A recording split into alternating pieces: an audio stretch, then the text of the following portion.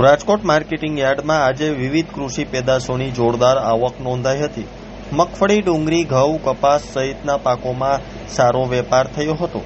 સૌરાષ્ટ્રના વિવિધ વિસ્તારોમાંથી ખેડૂતો પોતાની ઉપજ લઈને યાર્ડ પહોંચ્યા હતા, જેના કારણે યાર્ડમાં દિવસભર ખરીદીનું વેચાણની ચહલપહલ જોવા મળી હતી. યાર્ડમાં ઘઉંની આવક 2800 ક્વિન્ટલ નોંધાઈ હતી. ઘઉંના ભાવ 455 થી 580 રૂપિયા પ્રતિ મણ બોલાયો હતો. કપાસની આવક આજે 420 ક્વિન્ટલ રહી હતી.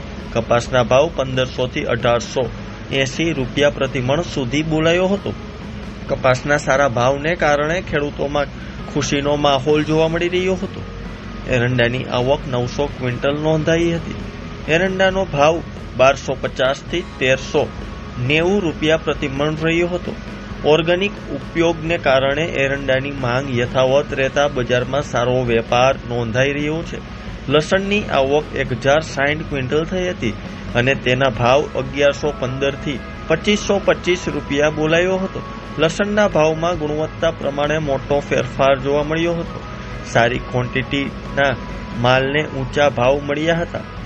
મગફળીની આવક 680 ક્વિન્ટલ થઈ હતી. મગફળીના ભાવ 1150 થી 1534 રૂપિયા એક મણનો બોલાયો હતો.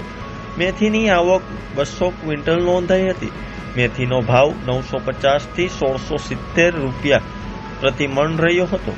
વેપારીઓના જણાવ્યા હતું કે મેથીની માંગ સ્થિર રહેતા સારા ભાવ મળી રહ્યા છે. યાર્ડમાં ડુંગળીની આવક 1642 ક્વિન્ટલ થઈ હતી. ડુંગળીના ભાવ 140 થી 425 રૂપિયા મળ્યો હતો. જ્યારે સૌથી વધુ બટેટાની આવક થઈ હતી. બટેટાની આવક 5040 ક્વિન્ટલ થઈ હતી. બટેટાના ભાવ 90 રૂપિયાથી 292 રૂપિયા મળ્યો હતો. રાજકોટ માર્કેટિંગ યાર્ડમાં સૌરાષ્ટ્રના મહત્વપૂર્ણ કૃષિ વેપાર કેન્દ્રોમાંથી એક ગણાય છે. દરરોજ મોટી સંખ્યામાં ખેડૂતો અહીં પોતાની ઉપજ વેચાણ માટે લાવે છે. વિવિધ પાકોની સતત આવકને કારણે બજારમાં સક્રિયતા જળવાઈ રહે છે અને ખેડૂતોને ખુલ્લા બજારમાં સ્પર્ધાત્મક ભાવ મળે છે. યાર્ડમાં વેપારીઓ અને ખેડૂતો વચ્ચે સકારાત્મક વાતાવરણ જોવા મળ્યું હતું. આવનારા દિવસોમાં પણ વિવિધ પાકોની આવક યથાવત રહેવાની સંભાવના વ્યક્ત કરવામાં આવી રહી છે.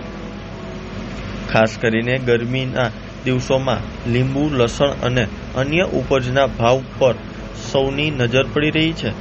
રાજકોટ માર્કેટિંગ યાર્ડમાં રાજકોટ, સુરેન્દ્રનગર, હળવદ સહિતના શહેરોના ખેડૂતો પોતાની પાક વેચવા માટે રાજકોટ માર્કેટિંગ યાર્ડ આવે છે.